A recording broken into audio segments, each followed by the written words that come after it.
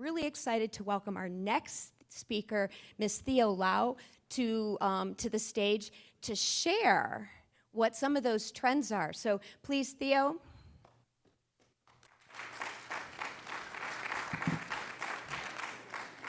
So good morning, and thank you for having me here. And I realize I'm between you guys and lunch, so I'll try not to talk too much. No, they decided not to have lunch. Yeah, but see, that's not good, because then they're all going to faint on me. That's not good either. So in the next 20 minutes or so, I'll be throwing out a lot of numbers at you guys, so please do not fall asleep. I'll try to be as entertaining as I can, but there are a lot of numbers, and the reason why I want to throw those numbers out is numbers speaks 1,000 words. I want to talk to you about why it makes sense to innovate for the forgotten generation, which frankly is people older than 50. Typically, when you think about innovation technology, you don't think about people that are older. You think about, hoodies. You think about younger kids. You think about college campus. You think about California, Silicon Valley, which I spent a lot of time in. But there are a lot of things that we can do to leverage the technology, to leverage the bright minds that we have in the ecosystem and the economy to do good things for the society. So who here knows somebody who is aging? Woohoo! Yay! This is better than the last time I did it. You guys are brave. Thank you. A colleague of mine once told me, she said, the fact of the matter is, the minute you're born, you're getting older. None of us is getting any younger. So aging is something that is universal. No matter where you are, no matter what demographic you're in, no matter where you live, no matter what social circle you belong to, we all are getting a little older day by day. Now let me ask you this. What's the first thing you think of when you hear the word aging? I did a little search the other day on Google. These are the images that came first page when you Google type in aging. It relates to decline. It relates to wrinkles. It relates to loss of hearing, loss of dependence, loss of finance. Doesn't sound too appealing, is it? So the fact is, the way we are aging is changing. That's the old myth. The way that our workplace is set up, the way our communities are, is different. A 50-year-old today compared to a 50-year-old 20 years ago is very, very different. Medical advances, changes in work, society. We need to reframe expectations of aging. We need to reframe the aspirations and needs of people that are getting older, because we're living longer. We're living healthier and more productive lives. If we compare to now to like early 1900s, we actually added 30 years of living. 30. That's a lot.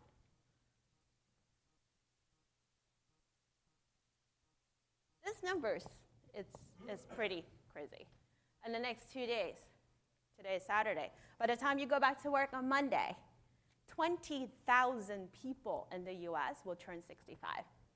You want to put it visually, I think someone told me that that's about the size of a stadium in Chicago. 20,000 people, just in the US alone.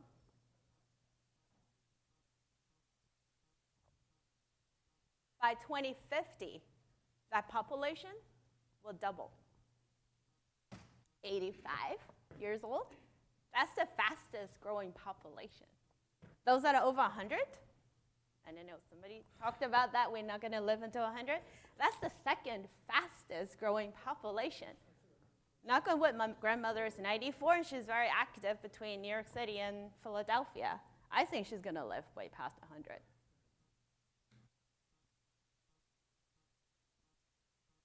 Not just we're living longer, we're also working longer. I'm not going to get into why we're working longer. But 80% of boomers, they plan to work past 65. Now the next slide. This is interesting. I talked to someone about this yesterday. Half of the new entrepreneurs are older than the age of 45. It's not just restricted to, the younger demographics anymore. It could be due to we've been in corporate world for way too long. We have Rolodex of people, we have connections, we have experience, we have knowledge. Let's put something to good use. Let's start an Encore career. Let's start a company. Why not? I am one of them. And no, I'm not 25. Now, if you think about the people over the age of 50, there are over 111 million of them in the US. We're living longer, we're living healthier, and guess what? We're spending money. So much so as $7.6 trillion annually. That's how much we're spending. We're spending on healthcare, we're spending on food, we're spending on entertainment, traveling, buying things on Amazon. For every dollar that is spent in the US, 51 cents of that is spent by people over the age of 50. And now if you think about it, this big population of people who are living healthy, productive, working, stimulating the economy, with all of that, why are we not changing the way we're innovating for the people? Why are we not innovating to help these people out? Why can we not focus on moving on tech that's designed for the younger generation to focusing on solutions that meet the needs of everyone as we age?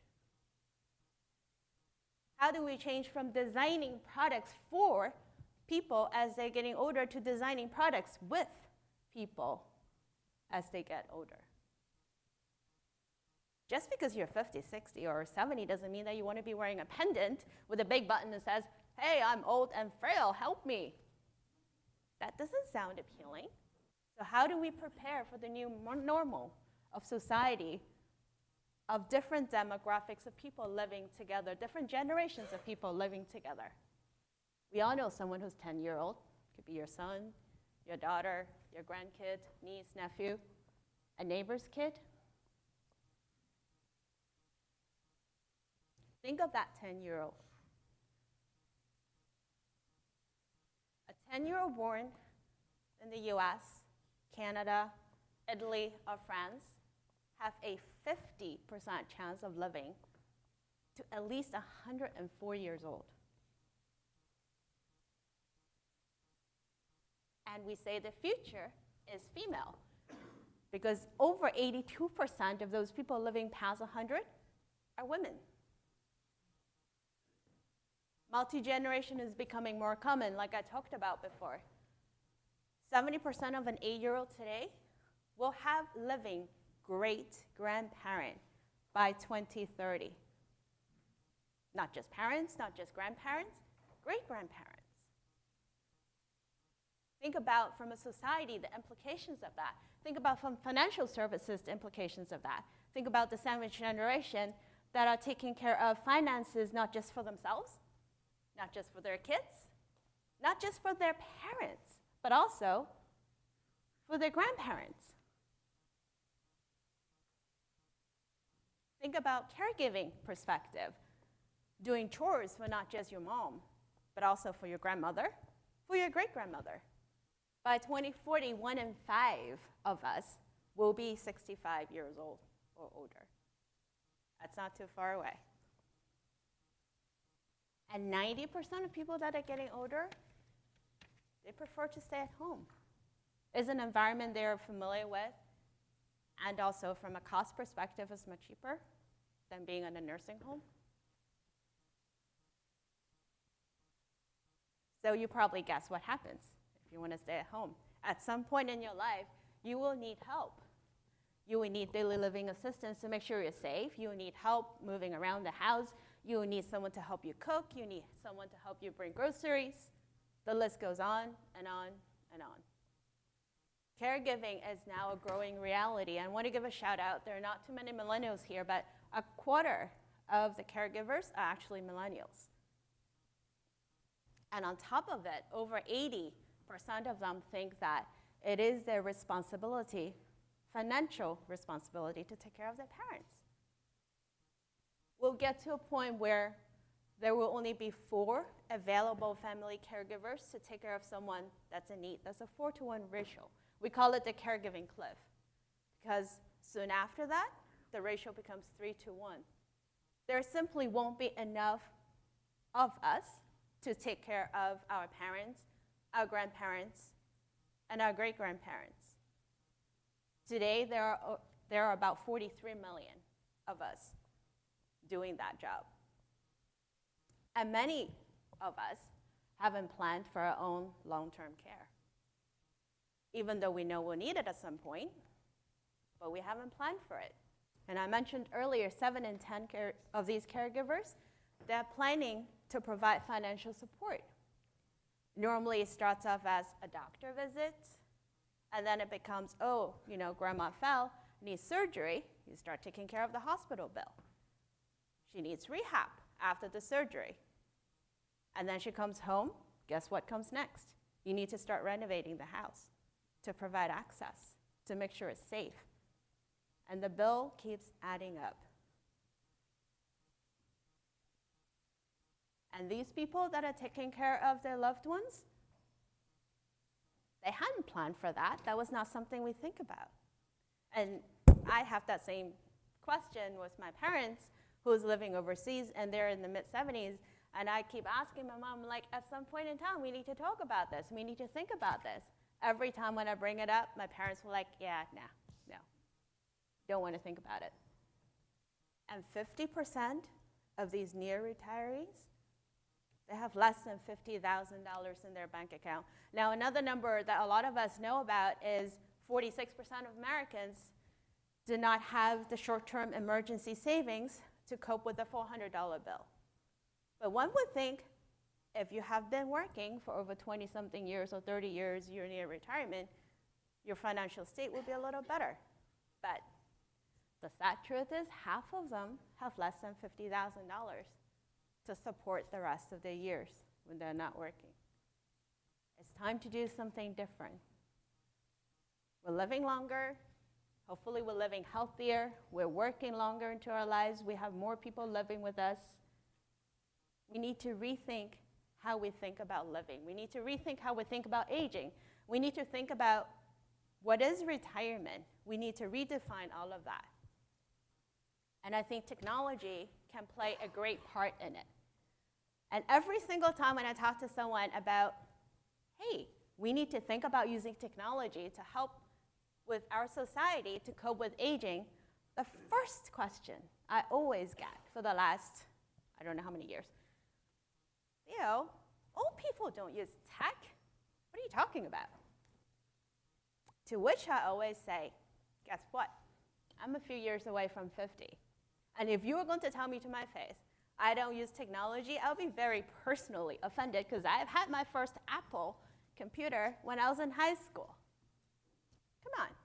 Maybe 20, 30 years, maybe that's the case. I look at my 94-year-old grandmother. She's been on the internet for years. She's been reading the news.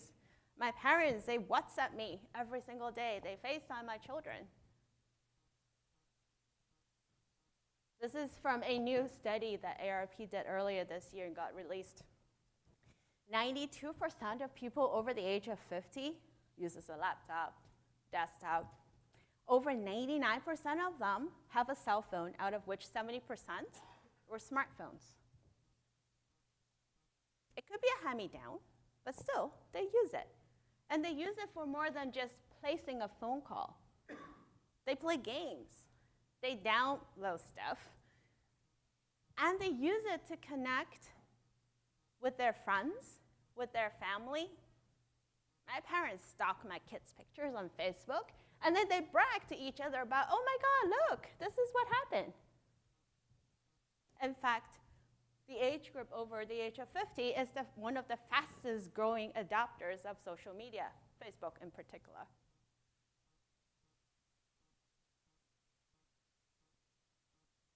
So when we talk about technology, we talk about social media. What's the one big thing that a lot of us have been talking about the last, 2 years?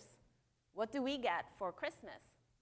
Amazon Echo, Google Home, or the newest one is the Apple HomePod, right? A lot of us has virtual assistants at home. A lot of us talk to Siri, even though I can't get it to understand my accent just yet, but we try.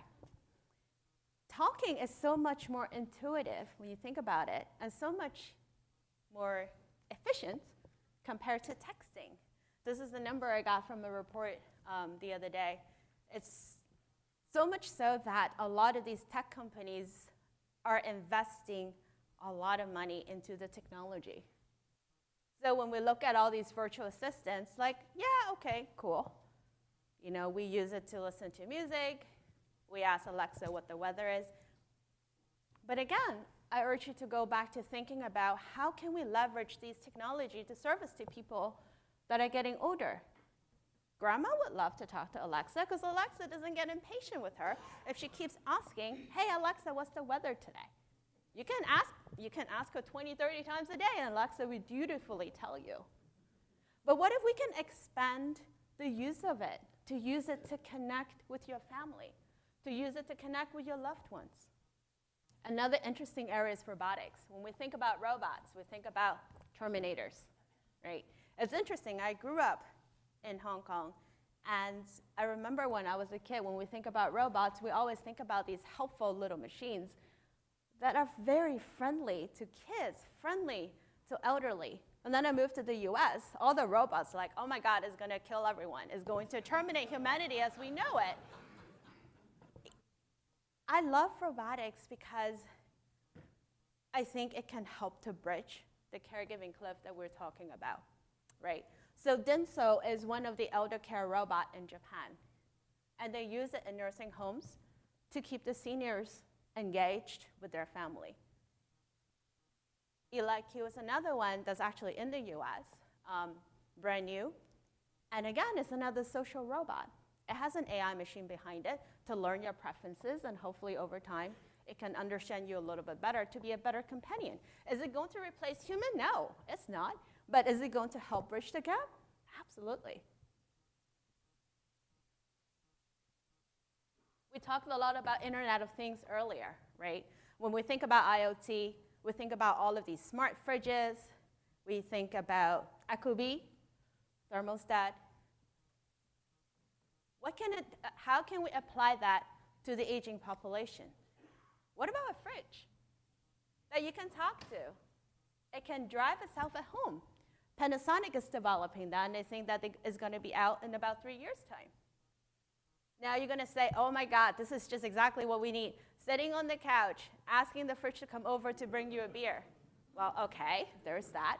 But think about the application of it for people who have mobility issues at home, who can't walk, or people that are starting to suffer from cognitive decline, that they forget to eat.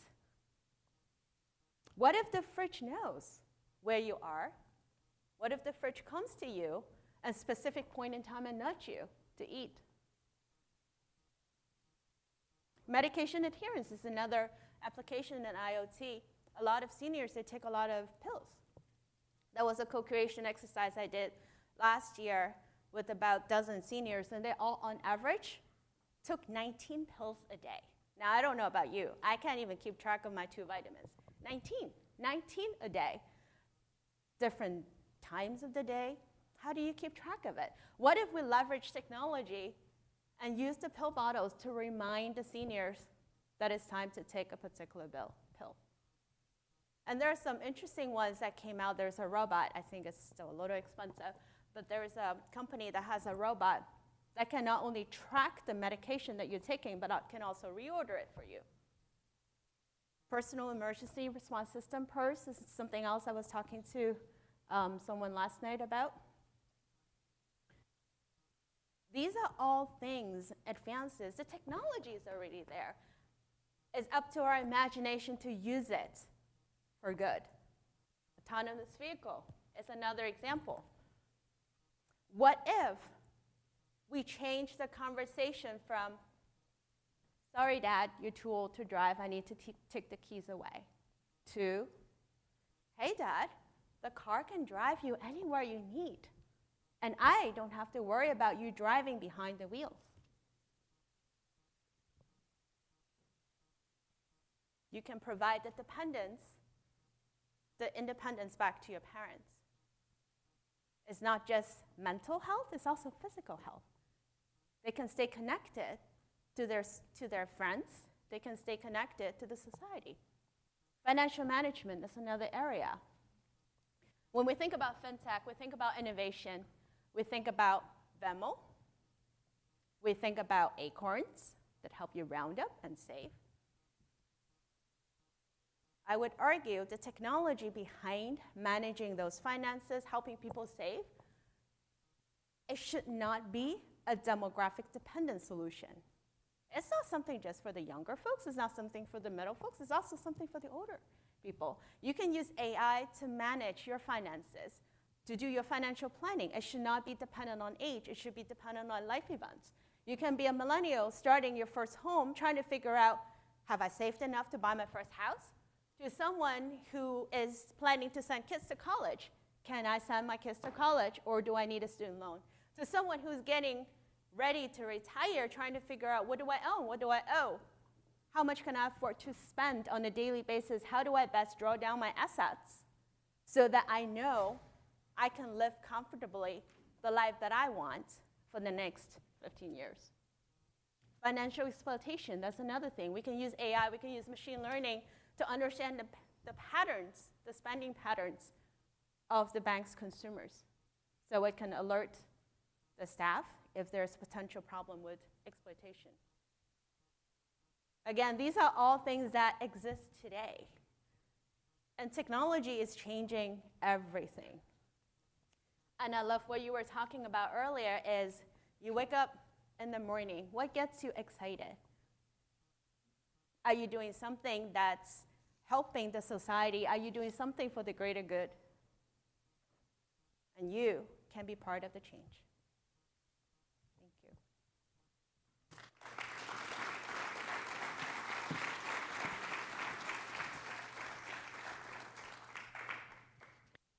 My name is Robert Blackledge. My question has to do with, you talk a lot of different technologies in all these different industries. How do we combine that into a solution that services everyone when there's been such resistance in each of these industries? How do we push that all together so that we can have this holistic approach to the future? I love your question. Because one of the things I always talk about is how do we combine health and wealth together to provide a more holistic solution for us? Because I think the two of them are very interconnected. So that is a great question. I haven't really seen much attempt from anyone, although I am starting to notice there are a few startups from Atlanta region that's starting to think about combining healthcare and payments, financial services together. I saw another startup out in Europe that's thinking about providing banking services and then on top of it providing care services, concierge services to older adults. I think we're starting to see a little bit more of that, but we have ways to go. I will say that AARP has a caregiver accelerator that's running out of the Poynter Institute in St. Pete, and I'll make sure that you get connected Monica. to those leaders. One more question? Anybody? So in one of your stats, you mentioned that most of the people who are aging don't have enough financial security saved up, and they don't have enough of the, 401s and stuff like that. So now the millennials who are, I think, one of the biggest chunk of the population, how would we encourage them to save more and when they get to that age, make sure they have savings? Because now people are relying on Social Security, but it doesn't provide 100% of their needs. And people who used to retire at 60 are retiring at 70, 75. So what can be done to the young generation so that they can see the future and start saving for it? So I think from a financial services industry perspective, they are seeing that. And so if you see a lot of these savings apps that's come up, be it Acorns, be it Stash, be it Betterment, Wealthfront, all of those, they are all targeting that demographic because they are realizing that we're all going to have to work longer. We will have much more burden. Student loan is one of the big problems. So they will need to help them save more. That is unfortunately the reality of it. I think financial literacy, getting people to understand the need to save, and then providing the bigger picture of so they understand where they are and where they need to go. It's important. I like, there was a startup I really like in New York, it's called Pevin. And what it does is it takes all kinds of social data and it allows you to see a picture of where you are, where you want to be, to see if you might have a gap. So I love all of the insights, but I think, the bottom line is we all need to do a better job to save. Let's hear it for Theo.